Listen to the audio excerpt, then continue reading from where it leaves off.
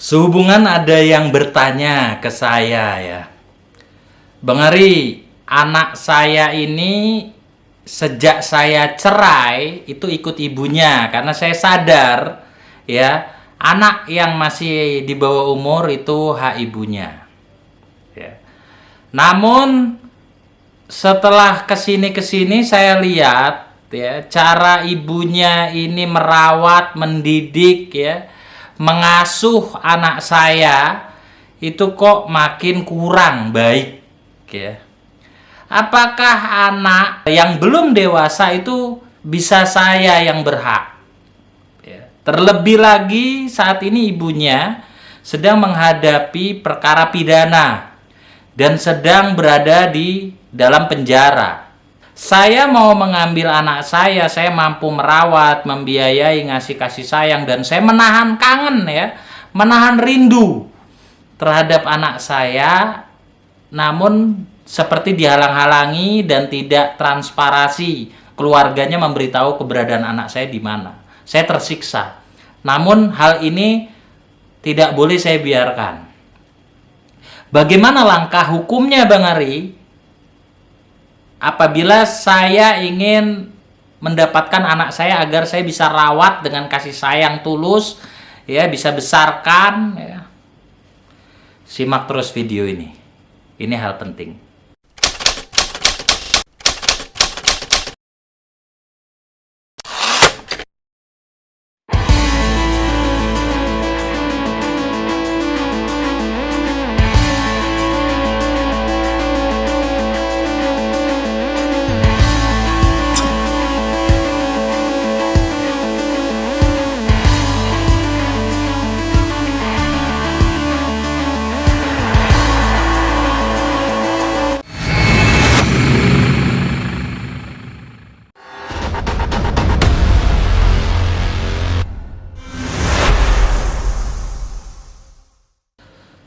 Assalamualaikum warahmatullahi wabarakatuh, sahabat-sahabat. Bagi saya, perkara perceraian dan masalah hak asuh anak bukan masalah menang atau kalah, tapi masalah kewajiban dunia akhirat seseorang ke depan. Ya. Selamat tidaknya kita menjalankan kewajiban kita ke depan. Dan masalah pilihan hidup. Karena waktu itu tidak bisa dibeli ya, waktu tidak bisa dibeli. Pertama-tama saya ingin menyampaikan kepada seluruh masyarakat yang mengalami perceraian. Kalau bisa anak itu walaupun kalian bercerai tapi tidak merasakan pahitnya perpisahan. Jadi bebaskan anak ya. Dia bersama ayahnya bebas, bersama ibunya bebas, dan mendapatkan kasih sayang keduanya, mendapatkan biaya keduanya bebas ya, mendapatkan pendidikan, perhatian bebas. Itu baru benar. Karena maraknya permasalahan itu tentunya seharusnya ada undang-undang yang mengatur tentang kebebasan anak sebenarnya, supaya adil ya, mendapatkan kasih sayang dari kedua orang tuanya yang lebih spesifik, dan tidak boleh ada yang menghalang-halangi. Justru yang menghalang-halangi itu harusnya bisa dipidana ya, lebih spesifik lagi supaya anak ini merasa nyaman ya. Belum ada aturan hukum bahwa mempengaruhi anak untuk membenci salah satu orang tua kandungnya itu dipidana, harusnya ada ya. Harusnya ada, karena anak dari kecil itu ya, itu kadangkala nggak dipungkiri ya, diduga di tengah-tengah masyarakat, diduga ada hal yang terjadi ya, karena saking bencinya mantan pasangan terhadap mantan pasangannya, anaknya itu mendapat cerita-cerita buruk terhadap orang tua kandung yang sebelahnya, di mana diduga dilakukan oleh orang yang menguasai anak. Padahal itu nggak boleh, dan itu harusnya diatur di pidana. Kalau kita mau fair ya dalam hukum kita ini dan untuk kepentingan anak. Ya, oke. Saya jelaskan edukasi hukumnya detail ya. Yang pertama, anak yang belum mumayyiz sebagaimana pasal 105 kompilasi hukum Islam ya, di bawah 12 tahun itu adalah hak ibunya. Di bawah 12 tahun hak ibunya.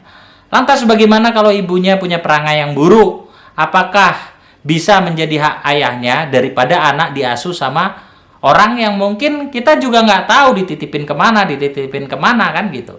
Ya. Yang pertama, tidak serta-merta hak asuh itu jatuh sebelum ada putusan pengadilan. Bagaimana cara ngurusnya? Ajukan gugatan hak asuh anak. Ya, si ayah itu boleh mengajukan gugatan hak asuh anak dengan alasan seperti kasus yang curhat ke saya barusan. Ya. Jelaskan di dalam gugatan tersebut bahwasannya ibunya sedang mengalami proses hukum. Saat ini berada di tahanan. Ya, dan penggugat dalam hal ini ya, itu mau ketemu anak, itu keberadaannya ditutupi oleh keluarga si ibunya, ya, di mananya, dioper-oper, dipimpong. Maka bagaimana langkah hukumnya? Ya, setelah dia ajukan gugatan, ya, setelah diuraikan di dalam gugatan itu, ajukan. Pada saat mendapatkan putusan pengadilan yang berkekuatan hukum tetap bahwa hak asuh anak itu jatuh ke tangan ayahnya, oke? Somasi aja itu keluarga dari pihak ibunya. Mohon untuk mengantarkan anak saya dalam waktu 3 kali 24 jam. Ya, dengan dasar adalah putusan pengadilan ini dan saya yang berhak. Saya mampu ya, dan saya menyayanginya, ya namanya darah daging ya, dengan hati. Apabila tidak saudara antar dalam 3 kali 24 jam, maka saya akan menuntut secara hukum yang berlaku. Sampaikan. Jadi nggak perlu repot ya. Pada saat 3 kali 24 jam itu tidak diantar, maka si ayah yang mendapatkan hak asuh ini boleh ya ke wilayah hukum tempat kejadian perkara ya. Orang-orang yang disomasi ini untuk melaporkan tanpa menyebutkan siapa terlapornya ya. Melaporkan dugaan pasal 330 Kitab Undang-Undang Hukum Pidana atau KUHP ya. Di ayat 1-nya berbunyi, barang siapa dengan sengaja menarik seseorang yang belum cukup umur dari kekuasaan. Nah, ini kan kalau udah megang hak asuh anak nih ya, berarti itu dia udah punya kekuasaan ya. Yang menurut undang-undang yang menentukan dirinya itu ya dipegang oleh siapa yang memiliki kekuasaan. Putusan pengadilan itu kekuatan hukum tetap. Atas dari penguasaan itu, atas dari penguasaan orang yang berwenang itu, ya, apabila tidak diikuti ya, putusan hak asuh anak itu, atau dari pengawasan orang yang berwenang itu, ya, maka dapat diancam pidana penjara paling lama 7 tahun. Ya, di pasal 330. Jelas ya? Jelas ya? Jadi nggak usah repot-repot. Nanti setelah diproses, biasanya kan anak juga dicari sama anggota PPA ya, perempuan dan anak ya. Biasanya di Polres, di Polda itu ada PPA-nya. Ya, itu diantar ke ayahnya. Jadi nggak perlu datang ke sana terus debat ngotot, anak saya di mana, nggak tahu, ada di A. Datang lagi ke A, anak saya mana, nggak tahu, ada di B bibinya. Datang lagi kayak dioper-oper, nggak perlu capek-capek. Cukup itu aja ya, surati orang-orang yang memang berkepentingan dengan somasi, namun pastikan dulu putusan pengadilannya dipegang. Ya. Jadi seperti itu caranya bagaimana penguasaan hak asuh anak itu bisa turun ke ayah. Ya, ada pengecualian kalau ibunya dianggap kurang baik untuk mengasuh. Walaupun ya di kompilasi hukum Islam pasal 105 itu hak ibunya. Jelas ya, sahabat-sahabat, semoga video ini bisa bermanfaat. Keadilan buat semua orang, dan semua orang itu harus merasakan keadilan. Assalamualaikum warahmatullahi wabarakatuh.